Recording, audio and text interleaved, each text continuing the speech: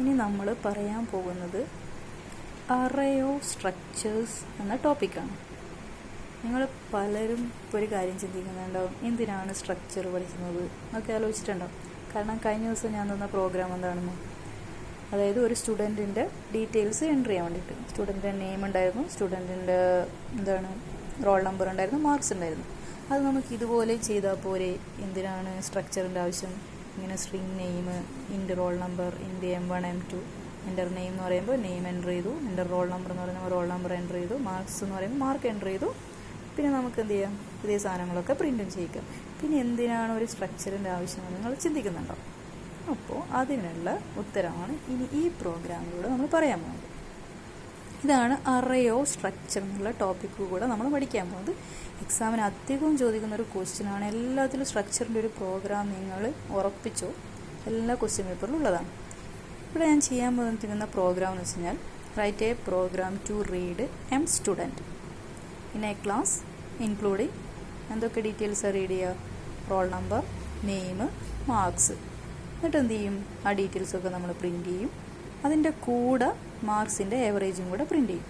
എന്ന് വെച്ച് കഴിഞ്ഞാൽ, ഫോർ എക്സാമ്പിൾ, നിങ്ങളുടെ ക്ലാസ്സിൽ ഇപ്പോൾ 65 കുട്ടികളുണ്ടെങ്കിൽ ഞാൻ ഇതുപോലെ സെപ്പറേറ്റ് ആയിട്ടാണ് നെയിം, റോൾ നമ്പർ, മാർക്ക് എന്നൊക്കെ കൊടുക്കുന്നതെങ്കിൽ 65 സ്റ്റുഡൻറ്റിന് എന്തൊക്കെ വേണം?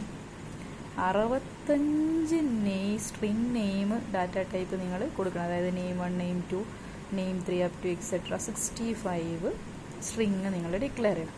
അതുപോലെ 65 റോൾ നമ്പർ ഡിക്ലെയർ ചെയ്യണം. Roll number 1, roll number 2, roll number 3, roll number 4, 65 roll number declare ചെയ്യണം. ഇതൊഴിവാക്കാനാണ് നമ്മൾ എന്ത് യൂസ് ചെയ്തത്? അറേ യൂസ് ചെയ്തത്. ഓക്കെ. അതുപോലെ മാർക്സിനാണെങ്കിൽ അത്രയും നിങ്ങൾ ഡിക്ലെയർ ചെയ്യണം. നമ്മൾ ഇത്രയും ഡിക്ലറേഷനൊക്കെ നമ്മൾ ഒഴിവാക്കിക്കൊണ്ടാണ് സ്ട്രക്ചർ യൂസ് ചെയ്തിട്ട് നമ്മൾ ചെയ്യാൻ പോകുന്നത്. അതെങ്ങനെയാണെന്ന് നിങ്ങൾക്ക് ഈ പ്രോഗ്രാം കഴിയുമ്പോൾ മനസ്സിലാവും.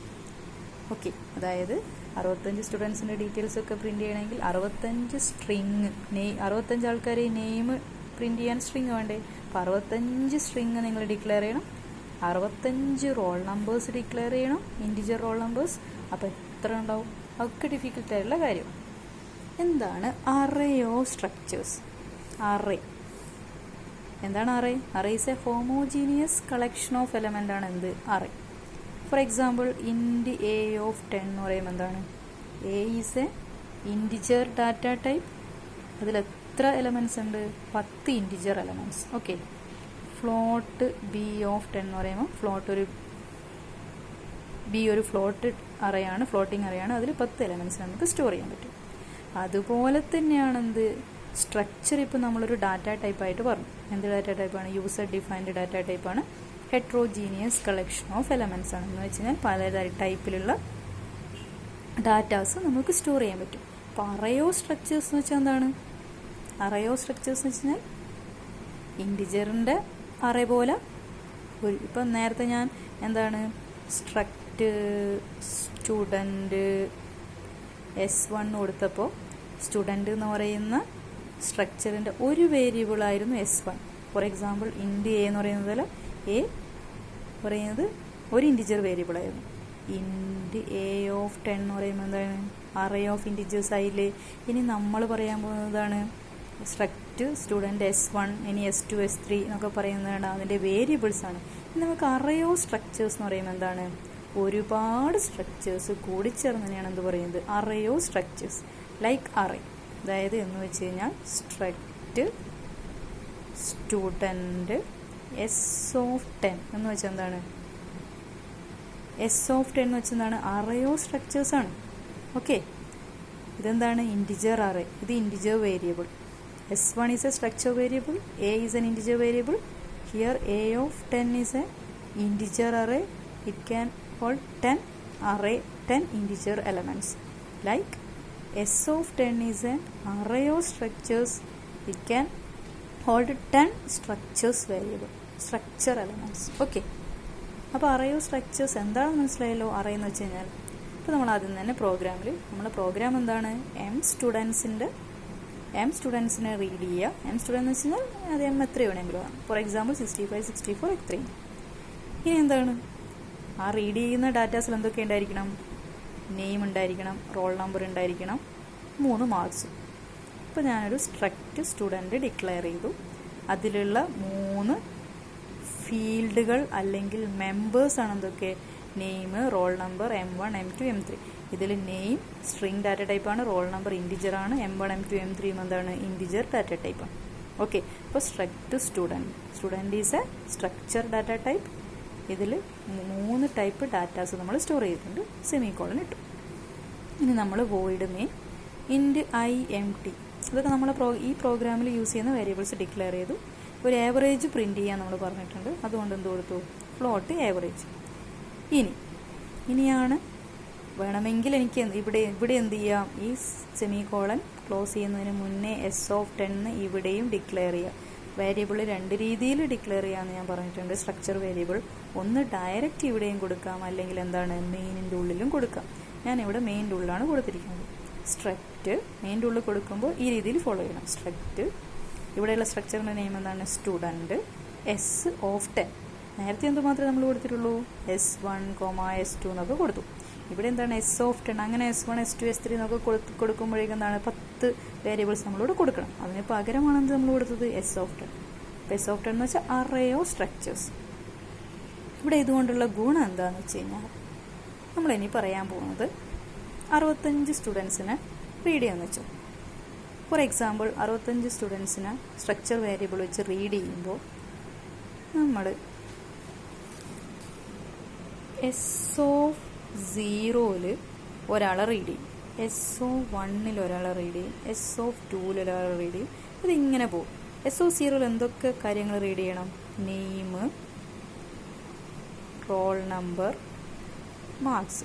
ഓക്കെ, അതുപോലെ ഇവിടെയും എന്തുണ്ട്?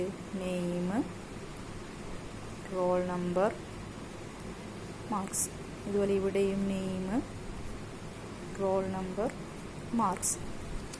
അപ്പോൾ ഫോർ എക്സാമ്പിൾ ഇവിടെ എന്താ കൊടുക്കുക? S(i).name എന്നായിരിക്കും, S(i).roll number എന്ന് കൊടുക്കും, S(i).M1 അങ്ങനെ കൊടുക്കും. അതുപോലെ ഇവിടെ എന്ത് കൊടുക്കും? S(i) ഇത് S(0) ആയതുകൊണ്ട്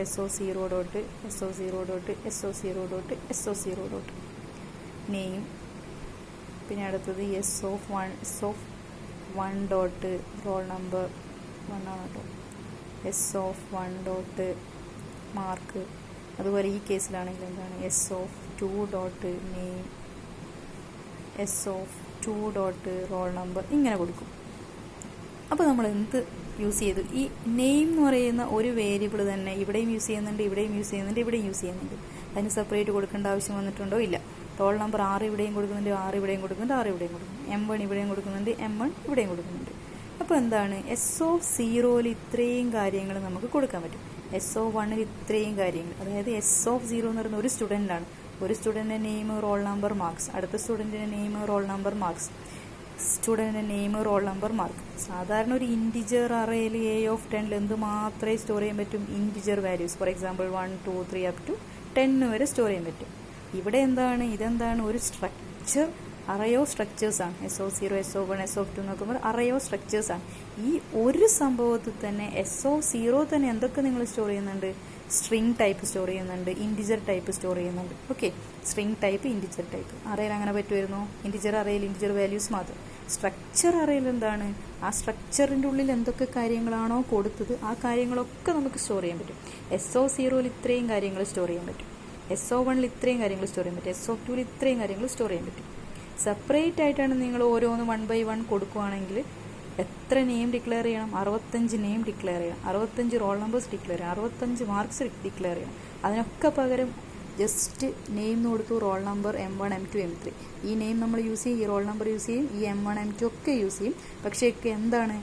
S(0)name അല്ല എന്ത്? S(1)name എന്ന് പറയുന്നത്. ഓക്കെ, നമുക്ക് ഒരേ സാധനങ്ങൾ തന്നെ പിന്നെയും പിന്നെയും യൂസ് ചെയ്യാം. അതായത് സ്റ്റുഡൻറ്റിൻ്റെ ഒരു സ്റ്റുഡൻറ്റിൻ്റെ സ്ട്രക്ചറിൽ ആ സ്റ്റുഡൻറ്റിൻ്റെ നെയിം വേണം, ആ സ്റ്റുഡൻറ്റിൻ്റെ റോൾ നമ്പർ വേണം, ആ സ്റ്റുഡൻറ്റിൻ്റെ മാർക്സ് വേണം. അടുത്ത സ്റ്റുഡൻറ്റിൻ്റെ സ്ട്രക്ചറിൽ ആ സ്റ്റുഡൻറ്റിൻ്റെ നെയിം, റോൾ നമ്പർ, മാർക്സ്. അപ്പോൾ ഇങ്ങനെയുള്ള കാര്യങ്ങൾക്ക് വേണ്ടിയിട്ടാണ് എന്ത് യൂസ് ചെയ്യുന്നത്? സ്ട്രക്ചർ എന്ന് പറയുന്ന കൺസെപ്റ്റ് നമ്മൾ യൂസ് ചെയ്യുന്നത്. ഓക്കെ, ചെറിയൊരു ഐഡിയ കിട്ടിയിട്ടുണ്ടാവും. ഇത് ഇമ്പോർട്ടൻ്റ് ആയ ടോപ്പിക്കാണ്. എല്ലാ സ്ട്രക്ചറിനെ റിലേറ്റ് ചെയ്ത് കുറേ ടോപ്പിക്കുകൾ വരുന്നുണ്ട്. ഒരു 4th മോഡ്യൂളിൻ്റെ പകുതിയും സ്ട്രക്ചേഴ്സാണ് വരുന്നത്. ഇനി ഞാൻ S(10) മനസ്സിലാക്കി കഴിഞ്ഞാൽ സിമ്പിൾ സാധനമാണ് കേട്ടോ. S(10) എന്ന് വെച്ച് കഴിഞ്ഞാൽ 10 സ്ട്രക്ചേഴ്സ് യൂസ് ചെയ്തു. ഇൻറ്റ് A(10) എന്നൊക്കെ കൊടുത്താൽ ഞാൻ 10 എലമെൻറ്റ്സ് മാക്സിമം പറ്റും. പക്ഷെ എന്താണ്, ഞാൻ മാക്സിമം 10 തന്നെ യൂസ് ചെയ്യണമെന്ന് നിർബന്ധമൊന്നുമില്ല. ഇനി ഞാൻ അതുകൊണ്ട് തന്നെയാണത് enter the limit of students. അപ്പോൾ ലിമിറ്റ് ഞാൻ എന്ത് ചെയ്തു, എമ്മിൽ റീഡ് ചെയ്തു. M സ്റ്റുഡൻസ് എന്നാണ് പറയുന്നത്. അതുകൊണ്ട് എന്താണ്, എമ്മിൽ ലിമിറ്റ് ഞാൻ റീഡ് ചെയ്തു. ഫോർ എക്സാമ്പിൾ ഇവിടെ ഞാൻ 2 റീഡ് ചെയ്യുന്നത്. ഇപ്പോൾ എത്ര സ്റ്റുഡൻറ്റ് ഡീറ്റെയിൽസ് ഞാൻ എൻ്റർ ചെയ്യേണ്ട ആവശ്യമുള്ളൂ, 2. ഇനി നമ്മൾ പറയാൻ പോകുന്നത് എൻ്റർ ദ സ്റ്റുഡൻറ്റ് ഡീറ്റെയിൽസ്. നമ്മൾ സാധാരണ അറേ റീഡ് ചെയ്യാൻ എന്താണ് യൂസ് ചെയ്യുന്നത്, ഫോർ ലൂപ്പ്. അതുപോലെ ഇവിടെയും അറേ ഓഫ് 2, 3, ഇപ്പോൾ എമ്മിൻ്റെ വാല്യൂ 10 ആണെങ്കിൽ 10 സ്റ്റുഡൻസിനെ റീഡ് ചെയ്യണ്ടേ. അപ്പോൾ നമ്മൾ എന്ത് ചെയ്യണം, ഒരു അറേ യൂസ് ചെയ്യും. For i = 0, i <, i++. ഐയുടെ കണ്ടീഷൻ 0 ആണ്, കണ്ടീഷൻ 0 <2 ആണ്. കണ്ടീഷൻ സാറ്റിസ്ഫൈ ചെയ്ത് ഉള്ളിലേക്ക് കടന്നു. First C out student name. ഇപ്പോൾ സ്റ്റുഡൻറ്റ് നെയിം എന്നാണ് കാണുന്നത്. അപ്പോൾ സ്റ്റുഡൻറ്റ് നെയിം ഔട്ട്പുട്ടിൽ enter the limit of student ഞാൻ 2 എന്ന് എൻ്റർ ചെയ്തു. ഇപ്പോൾ തൊട്ടടുത്ത സ്റ്റേറ്റ്മെൻറ്റാണ് എൻ്റർ ദ സ്റ്റുഡൻറ്റ് ഡീറ്റെയിൽസ്. അത് കഴിഞ്ഞിട്ട് സ്റ്റുഡൻറ്റ് നെയിം എൻ്റർ ചെയ്യാൻ പറഞ്ഞു. സ്റ്റുഡൻറ്റ് നെയിം എൻ്റർ ചെയ്യാൻ പറഞ്ഞപ്പോൾ ഞാൻ എന്തിലാണ്, S(i.name). S(i.name) ഫസ്റ്റ് സ്റ്റുഡൻറ്റിൻ്റെ ഡീറ്റെയിൽസ് എവിടെയാണ് പോവുക, S(0). ഐയുടെ വാല്യൂ ഇപ്പോൾ എന്താണ്, 0 ആണ്. S(0.name)ലോട്ട് എന്ത് വരും, ഇവിടെ ഞാൻ എൻ്റർ ചെയ്ത സ്റ്റുഡൻറ്റ് നെയിം അനു ആണ്. അനു എന്തിലോട്ട് വരും, S(i.name)ൽ എന്ത് വന്നു, അനു എന്ന് പറഞ്ഞ വാല്യൂ വന്നു. ഓക്കെ. ഇനി അടുത്തത് എൻ്റെ roll number. Roll number enter ചെയ്യാൻ പറഞ്ഞു. അപ്പോൾ നമ്മൾ കീബോർഡിൽ നിന്ന് എന്ത് ചെയ്തു, റോൾ നമ്പർ എൻ്റർ ചെയ്തു. അത് എവിടെയാണ് പോവുക, S(0.)ലാണ്. 0 എന്ന് പറയുന്ന 0. റോൾ നമ്പറിലാണ് എന്ത് വരിക. ഫോർ എക്സാമ്പിൾ ഞാൻ 10 ആണ് കൊടുത്തെങ്കിൽ 10 വരും. ഇനി അടുത്തത് എന്താണ്, എൻ്റെ മാർക്സ് പറഞ്ഞു. അപ്പോൾ ഞാൻ എന്ത് ചെയ്തു, S(i.m1)ലോട്ട് 1 മാർക്ക് വരും. ഫോർ എക്സാമ്പിൾ S(i) എന്ന് പറയുന്നതാണ് 0 ആണ് ഇവിടെ. ഓക്കെ. S(0.m1)ൽ m2ൽ അടുത്ത മാർക്സ് വരും. S(0.m3)ൽ അടുത്ത ഏതെങ്കിലും ഒരു മാർക്സ് വരും. അപ്പോൾ നമ്മൾ ഒരു സ്റ്റുഡൻറ്റിൻ്റെ ഡീറ്റെയിൽസ് ഒക്കെ റീഡ് ചെയ്തു. ഓക്കെ. ഈ ഡോട്ട് എന്താണ്, സ്ട്രക്ചർ വേരിയബിൾ ആക്സസ് ചെയ്യാൻ വേണ്ടിയിട്ട് നമ്മൾ യൂസ് ചെയ്യുന്ന ഓപ്പറേറ്ററാണ് എന്ത്, ഡോട്ട്. കാരണം നെയിം ഇവിടെയാണോ ഡിക്ലെയർ ചെയ്തിരിക്കുന്നത്, അല്ല, അതൊരു സ്ട്രക്ചറിൻ്റെ ഉള്ളിലുള്ള വേരിയബിളാണ്. അപ്പോൾ അതിനെ ആക്സസ് ചെയ്യാനെങ്കിൽ എന്ത് വേണം, സ്ട്രക്ചറിൻ്റെ ഉള്ളിലുള്ള ഫീൽഡുകളാണ് name, roll number, M1, M2, M3. അപ്പോൾ ഈ സ്ട്രക്ചറിൻ്റെ ഉള്ളിലുള്ള വേരിയബിളിനെ, സ്ട്രക്ചറിൻ്റെ ഉള്ളിലുള്ള ഡാറ്റാസിനെ ആക്സസ് ചെയ്യാൻ വേണ്ടിയിട്ടാണ് നമ്മൾ എന്ത് യൂസ് ചെയ്യുന്നത്, സ്ട്രക്ചർ വേരിയബിൾ. ഇവിടെ സ്ട്രക്ചർ വേരിയബിൾ എന്താണ്, ഒരു അറയാണ്. അപ്പോൾ ഈ അറേ വെച്ചിട്ട് S(0), first student S(0) name, അതായത് ഇവിടെ ഉള്ള ഈ നെയിം ആക്സസ് ചെയ്യണമെങ്കിൽ ഡോട്ട് വെച്ചിട്ട് മാത്രമേ പറ്റൂ. അത് നമ്മൾ കഴിഞ്ഞ വീഡിയോസിൽ പറഞ്ഞു. S(0). അതിൻ്റെ വാല്യൂ ഇപ്പോൾ 0 ആയതുകൊണ്ട് S(0.name)ലാണ് ഇത് വന്ന് നിൽക്കുന്നത്. അപ്പോൾ ഇത്രയും കാര്യങ്ങൾ സ്റ്റോർ ചെയ്തു. ഫോർ ലൂപ്പ് ഇവിടെ അവസാനിച്ചു ഇല്ല. ഐയുടെ വാല്യൂ ഒന്ന് ഇൻക്രിമെൻറ്റ് ചെയ്തു. എന്തായി, i++. 1 <2 അല്ലേ, കണ്ടീഷൻ സാറ്റിസ്ഫൈ ചെയ്യൂലേ.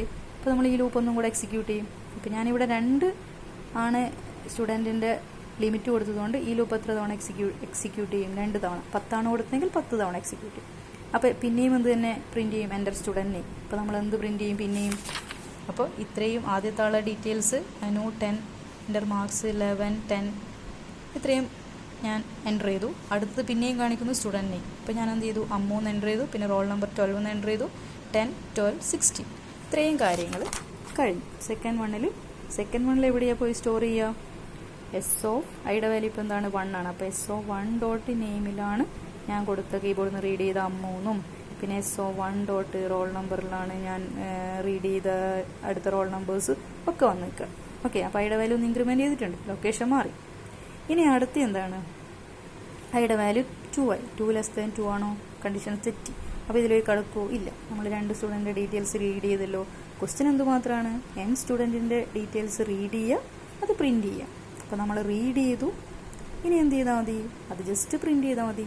പ്രിൻറ്റ് ചെയ്യാനും ഇതേ പ്രൊസീജിയർ ഓൾറെഡി നമ്മളെ കയ്യിലുണ്ടല്ലോ. അപ്പോൾ നമ്മൾ എന്ത് ചെയ്താൽ മതി, ജസ്റ്റ് സി ഔട്ട് കൊടുത്താൽ മതി. അതിൻ്റെ കൂടെ എക്സ്ട്രാ ഒരു കാര്യം കൂടെ ഉണ്ട്, ആവറേജ് മാർക്സ്. നമ്മൾ 3 സബ്ജക്റ്റിൻ്റെ മാർക്ക് നമ്മൾ റീഡ് ചെയ്തിട്ടുണ്ട്. അതിൻ്റെ കൂടെ എന്ത് ചെയ്യണം, റോൾ നമ്പറും നെയിമും മാർക്സും പ്രിൻറ്റ് ചെയ്യുന്നതിൻ്റെ കൂട്ടത്തിൽ മാർക്സിൻ്റെ ആവറേജും കൂടെ പ്രിൻറ്റ് ചെയ്ത് കൊടുക്കണം.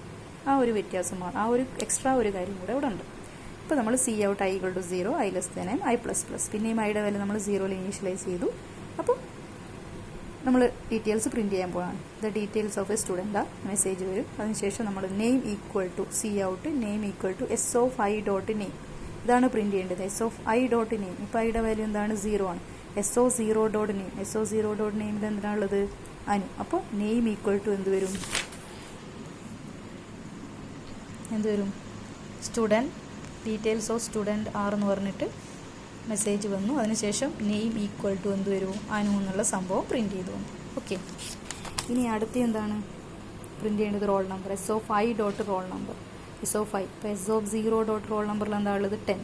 ഇപ്പോൾ എന്ത് ചെയ്ത് വന്നു? 10 പ്രിൻറ്റ് ചെയ്തു. ഇനി നമ്മൾ അടുത്ത് എന്ത് പ്രിൻറ്റ് ചെയ്യണം? മാർക്സ് പ്രിൻറ്റ് ചെയ്യണം. മാർക്സ് എന്തൊക്കെയാണ് പ്രിൻറ്റ് ചെയ്യേണ്ടത്? ഇപ്പോൾ S O 0 dot m1 print ചെയ്യണം. ഇപ്പോൾ എന്ത് പ്രിൻറ്റ് ചെയ്തു? S of 0 dot m1 print ചെയ്തു, S of 0 dot m2 print ചെയ്തു, S of 0 dot m3 print ചെയ്തു.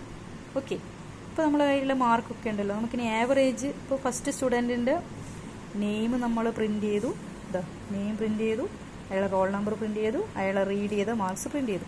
10, 11 ആയിരുന്നു അയാളെ മാർക്സ്, അതും നമ്മൾ പ്രിൻറ്റ് ചെയ്തു. ഇനി നമുക്ക് എന്ത് ചെയ്യണം? ആ സ്റ്റുഡൻറ്റിൻ്റെ ആവറേജ് കാണാം. ആവറേജ് കാണാൻ വേണ്ടിയിട്ട് നമ്മൾ എന്ത് എടുത്തു? ടി എന്തായിട്ടാണ് ഡിക്ലെയർ ചെയ്തിരിക്കുന്നത്? ഇൻറ്റിജറായിട്ട്. നമ്മൾ എന്തെടുത്തു? T equal to S of I dot M. S of ഇപ്പോൾ എന്താണ് ഐയുടെ value? S of 0 dot m1 plus S of 0 dot m2 plus എന്ത് കൊടുത്തു? S of 0 dot m3. Okay, S of 0 ഡോട്ടിൽ എന്താ ഉള്ളത്? അത് നമുക്ക് ഓൾറെഡി അറിയാം. 11 പ്ലസ് 10 പ്ലസ് 11 എന്ത് വന്നു? ടിയിൽ എന്ത് വാല്യൂ വന്നു? 32 എന്ന് പറഞ്ഞ വാല്യൂ വന്നു. ഓക്കെ, ഇനി എന്ത് ചെയ്തു? അടുത്ത സ്റ്റെപ്പിൽ എന്താണ്? Average. Average T 32 divided by 3. Average ഒരു ഫ്ലോട്ട് വാല്യൂ ആയിട്ട് നമ്മൾ ഓൾറെഡി ഇവിടെ ഡിക്ലെയർ ചെയ്തിട്ടുണ്ട്. ഓക്കെ, ഇപ്പോൾ നമ്മൾ എന്ത് വന്നു? ആവറേജ് എന്ന് പറയുന്നത് വാല്യൂ 32 ഡിവൈഡഡ് ബൈ 3 എന്ന് പറയുന്ന വാല്യൂ എക്സിക്യൂട്ട് ചെയ്തതിന് ശേഷം റിസൾട്ട് എ വി ജിയിലോട്ട് വന്നു. അതെന്ത് വാല്യൂ ആണ്? 10 പോയിൻറ്റ്. എ വി ജിയിലോട്ട് എന്ത് വാല്യൂ വന്നു? 10.66. ഇനി എന്ത് ചെയ്തു? ആവറേജ് ഈക്വൽ ടു, ഇപ്പോൾ എന്താണ് average equal to A V ജിയിൽ എന്ത് വാല്യൂ ഉണ്ട്? 10.66. അതും പ്രിൻറ്റ് ചെയ്തു. ഓക്കെ, ഇനി ഫോർ ലൂപ്പ് കഴിഞ്ഞിട്ടില്ല. ഇനി എന്ത് ചെയ്യണം? ഐയുടെ വാല്യൂ ഒന്ന് ഇൻക്രിമെൻറ്റ് ചെയ്തു. ഐയുടെ വാല്യൂ ഒന്ന് ഇൻക്രിമെൻറ്റ് ചെയ്യുന്നത് 0, 1 ആയി. 1 ലെസ് ദാൻ 2 ആണോ? കണ്ടീഷൻ ശരിയാണ്. അപ്പോൾ ഇനി അടുത്ത് എന്ത് ചെയ്തു? രണ്ടാളുടെ ഡീറ്റെയിൽസ് നമ്മൾ റീഡ് ചെയ്തിട്ടില്ലേ? ഇപ്പോൾ രണ്ടാളുടെ ഡീറ്റെയിൽസ് നമുക്ക് പ്രിൻറ്റ് ചെയ്യണമല്ലോ. ഇപ്പോൾ നെയിം ഈക്വൽ ടു അടുത്ത് എന്താ പ്രിൻറ്റ് ചെയ്യുക? എസ് ഓഫ് 1 ഡോട്ട്, ഐയുടെ വാല്യൂ ഇപ്പോൾ 1 ആണ്. So 1 dot name. സോ 1ൽ എന്താ ഉള്ളത്? അമ്മു എന്നായിരുന്നു, അത് പ്രിൻറ്റ് ചെയ്തു. പിന്നെ അമ്മു നമ്മൾ രണ്ടാമത് കൊടുത്ത സ്റ്റുഡൻറ്റിൻ്റെ റോൾ നമ്പർ പ്രിൻറ്റ് ചെയ്തു, മാർക്സും പ്രിൻറ്റ് ചെയ്തു. അതുപോലെ തന്നെ എന്ത് കൊടുത്തു? ഇവിടെ എസ് ഓ 1 ഡോട്ട് m1 പ്രിൻറ്റ് ചെയ്തു, എസ് ഓ 1 ഡോട്ട് m2 പ്രിൻറ്റ് ചെയ്തു, എസ് ഓ 1 ഡോട്ട് m3 പ്രിൻറ്റ് ചെയ്തു. ഇനി എന്ത് ചെയ്തു? ആവറേജ് കാണണം. ആ കുട്ടീൻ്റെയും ആവറേജ് കണ്ടേ. ഇപ്പോൾ ടി ഈക്വൽ ടു ഇപ്പോൾ എന്താണ്? S O 1 dot m1. S O 1 dot m1ൽ നമ്മൾ ആദ്യം ഇയാൾ മാർക്സ് എന്തൊക്കെയായിരുന്നു റീഡ് ചെയ്തത്? 10, 12, 16. അപ്പോൾ നമുക്ക് എന്ത് വന്നു? 10, 12, 16 നമുക്ക് കിട്ടി. ടിയിൽ എന്ത് വാല്യൂ വന്നു? അത്രയും വാല്യൂ വന്നു. അത് ഡിവൈഡഡ് ബൈ 3 ചെയ്തു. അപ്പോൾ സെക്കൻഡ് സ്റ്റുഡൻറ്റിൻ്റെ 12.66 കിട്ടി. അതായത് ആവറേജ് എന്ന് പറയുന്നത് 12.66. അപ്പോൾ നമ്മൾ cout equal to average അത് പ്രിൻറ്റ് ചെയ്തു. ഇതിലൊന്നും ഒരു വലിയ അങ്ങനെ ചിന്തിക്കേണ്ട കാര്യമൊന്നുമില്ല. കാരണം എന്താണ്? എസ് ഓഫ് 1 ഡോട്ട് m1 എന്ന് പറയുമ്പോൾ അതിൻ്റെ മാർക്ക് എടുത്തു, അതിൻ്റെ ടോട്ടൽ കണ്ടു, ജസ്റ്റ് ഒരു ആവറേജ് കണ്ടു, ആ ആവറേജും കൂടെ പ്രിൻറ്റ് ചെയ്യുന്നു. ഓക്കെ, അപ്പോൾ സെക്കൻഡ് സ്റ്റുഡൻസിൻ്റെയും ഡീറ്റെയിൽസ് പ്രിൻറ്റ് ചെയ്തു. ഇനി എന്ത് ചെയ്തു? ഫോർ ലൂപ്പ് കഴിഞ്ഞില്ല. ഐയുടെ വാല്യൂ ഒന്ന് ഇൻക്രിമെൻറ്റ് ചെയ്ത് 2 ആയി. 2 ലെസ് ദാൻ 2 ആണോ? കണ്ടീഷൻ തെറ്റി. ഇത് പിന്നെ ഇതിനുള്ളിൽ കിടക്കേണ്ട ആവശ്യമില്ല. നമ്മൾ ആകെ എന്താണ്? 2 സ്റ്റുഡൻറ്റിൻ്റെ ഡീറ്റെയിൽസ് മാത്രമേ എൻ്റർ ചെയ്തിട്ടുള്ളൂ. 2 സ്റ്റുഡൻറ്റിൻ്റെ ഡീറ്റെയിൽസും പ്രിൻറ്റ് ചെയ്തു, അതിൻ്റെ കൂടെ അവരുടെ മാർക്സിൻ്റെ ആവറേജും കൂടെ പ്രിൻറ്റ് ചെയ്തു. ഇത്ര മാത്രമേ ഉള്ളൂ ഈ പ്രോഗ്രാംസ്. ഇതാണ് ഇതിൻ്റെ ഔട്ട്പുട്ട്. ആദ്യം നമ്മൾ ഡീറ്റെയിൽസ് എൻ്റർ ദ ലിമിറ്റ് 2 ആണെന്ന് എൻ്റർ ചെയ്തു. ഇപ്പോൾ 2 സ്റ്റുഡൻറ്റിൻ്റെ ഡീറ്റെയിൽസ് ഒക്കെ നമ്മൾ റീഡ് ചെയ്തു. ഇതാണ് റീഡിങ് പോർഷൻ. റീഡ് ചെയ്ത് കഴിഞ്ഞു. ശേഷം ആ ഡീറ്റെയിൽസ് ഒന്ന് പ്രിൻറ്റ് ചെയ്തു. പ്രിൻറ്റ് ചെയ്യുന്ന സമയത്ത് നെയിമും റോൾ നമ്പറും മാർക്സും പ്രിൻറ്റ് ചെയ്യുന്നതിൻ്റെ കൂട്ടത്തിൽ ആവറേജ് മാർക്സും കൂടെ പ്രിൻറ്റ് ചെയ്തു. ഇത്ര മാത്രമേ എക്സ്ട്രാ ചെയ്തുള്ളൂ. അപ്പോൾ എന്താണ്? അപ്പോൾ എന്തിനാണ് ഇപ്പോൾ സ്ട്രക്ചർ എന്ന് ചെറിയൊരു ഐഡിയ കിട്ടിയിട്ടുണ്ടാവും. ഒരു സ്റ്റുഡൻറ്റിൻ്റെ എസ് എന്ന് പറയുന്ന സ്റ്റുഡൻറ്റിൻ്റെ ഡീറ്റെയിൽസിൽ തന്നെ എന്തൊക്കെ കാര്യങ്ങൾ ഇവിടെയുണ്ട്? 3 കാര്യങ്ങളുണ്ട്. അപ്പോൾ അടുത്ത സ്റ്റുഡൻറ്റിൻ്റെ എസ് ഓഫ് 0 എന്ന് പറയുമ്പോൾ ഒരു സ്റ്റുഡൻറ്റ് ഇത്രയും കാര്യങ്ങൾ, എസ് ഓഫ് 1 എന്ന് പറയുമ്പോൾ ഇത്രയും കാര്യങ്ങൾ. അപ്പോൾ എസ് ഓഫ് 1 എന്ന് പറയുന്നത് ഒരു സ്ട്രക്ചർ വേരിയബിളാണ്. സ്ട്രക്ചർ വേരിയബിളിൽ 3 ഡിഫറെൻ്റ് ആയിട്ടുള്ള കാര്യങ്ങൾക്ക് നമ്മൾ സ്റ്റോർ ചെയ്യും. നെയിം, റോൾ നമ്പർ, മാർക്സ്, അതായത് ഇൻറ്റിജർ വേരിയബിൾസും സ്ട്രിങ്ങും നമ്മൾ സ്റ്റോർ ചെയ്തു. അതുപോലെ SO1 എന്താണ് നെയിം, സ്ട്രിങ്, നെയിം, ഇൻറ്റിജർ. ഇത്രയും ഡിഫറെൻ്റ് ആയിട്ടുള്ള കാര്യങ്ങൾ നമുക്ക് ഇത്രയും കാര്യങ്ങൾ മാത്രമല്ല എത്ര വേണമെങ്കിലും നമുക്കിവിടെ കൊടുക്കാം. അത്രയും കാര്യങ്ങൾ നമുക്കിവിടെ സ്റ്റോർ ചെയ്യാൻ പറ്റും. ഓക്കെ, അപ്പോൾ അറേ ഓഫ് സ്ട്രക്ചേഴ്സ് എന്താണ്? ഇൻറ്റിജർ അറേ ആണെങ്കിൽ ഇൻറ്റിജർ വാല്യൂസ് മാത്രമേ സ്റ്റോർ ചെയ്യാൻ പറ്റൂ. പക്ഷേ എന്താണ് സ്ട്രക്ചർ അറേ ആണെങ്കിൽ സ്ട്രക്ചേഴ്സിൻ്റെ കാര്യങ്ങൾ സ്റ്റോർ ചെയ്യാൻ പറ്റും. സ്ട്രക്ചേഴ്സ് എന്ന് പറയുന്നത് എന്താണ്? അപ്പോൾ ഒരു സ്ട്രക്ചറിൻ്റെ ഉള്ളിൽ തന്നെ എന്താണ് ഡിഫറെൻ്റ് ആയിട്ടുള്ള ഡാറ്റ ടൈപ്സുള്ള കാര്യങ്ങൾ ചെയ്യാം.